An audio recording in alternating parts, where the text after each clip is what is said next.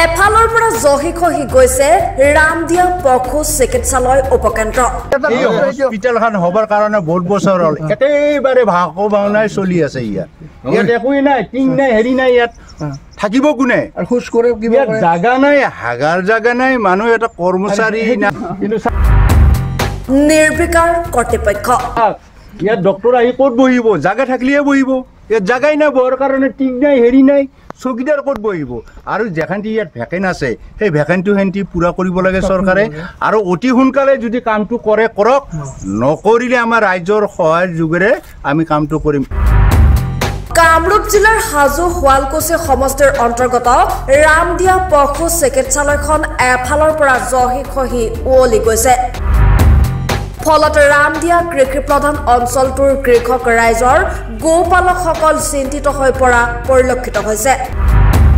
ৰাজনীতিক নেতাসকলক মই অনুৰোধ কৰিছোঁ যে আপোনালোকে এবাৰ চাওক, আমাৰ MLA বিলাক MP বিলাকে চাওক যে আমাৰ কি অৱস্থা হৈ আছে। এই ভেটেনাৰীখনৰ এই গেজিং ৰিজাৰ্ভত আছে। এইখন ভেটেনাৰী কোন ঠাইত হৈ আছে? বৰলিমাৰা মৌজা। এইটো ৰামদিয়াৰ পশু চিকিৎসালয়খনৰ উন্নয়ন সাধনৰ সুব্যৱস্থা নোহোৱাত গোপালকসকলে তীব্ৰ ক্ষোভ তথা অসন্তুষ্টি প্ৰকাশ কৰিছে।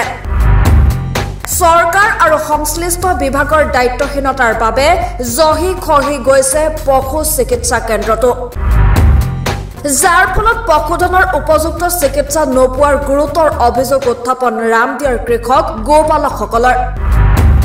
কিয়নো বছৰ বছৰ ধৰি এফালৰ পৰা তাজপাতৰ দৰে জহি খহি গৈছে ৰামদিয়াৰ পশু চিকিৎসালয় উপস্বাস্থ্য কেন্দ্ৰটোৰ গৃহ।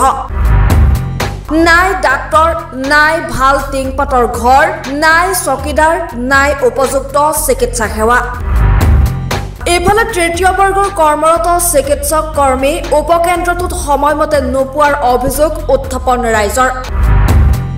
ৰামদিয়াৰ পশু উপকেন্দ্ৰটোৰ গৃহটো নতুনকৈ মেৰামতি কৰি সুচিকিৎসাৰ ব্যৱস্থা কৰিবলৈ বিভাগীয় কৰ্তৃপক্ষক বাৰম্বাৰ অনুৰোধ জনোৱাৰ পিছতো কোনো ধৰণৰ গুৰুত্ব নিদিয়াৰ অভিযোগ উত্থাপন হৈছে।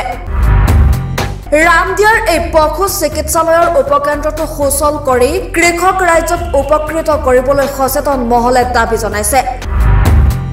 যিহেতুকে বৃহত্তৰ ৰামদিয়া অঞ্চলটোত 4খনকৈ গ্ৰেজিং ৰিজাৰ্ভত গোপালক মহপালকসকলে গৰু ছাগলীসমূহ ৰাখিছে। তেনে ক্ষেত্ৰত পশু চিকিৎসাৰ উপকেন্দ্ৰটো সুচল কৰাটো অতিকৈ প্ৰয়োজনীয় বুলি ৰাইজে মন্তব্য কৰিছে।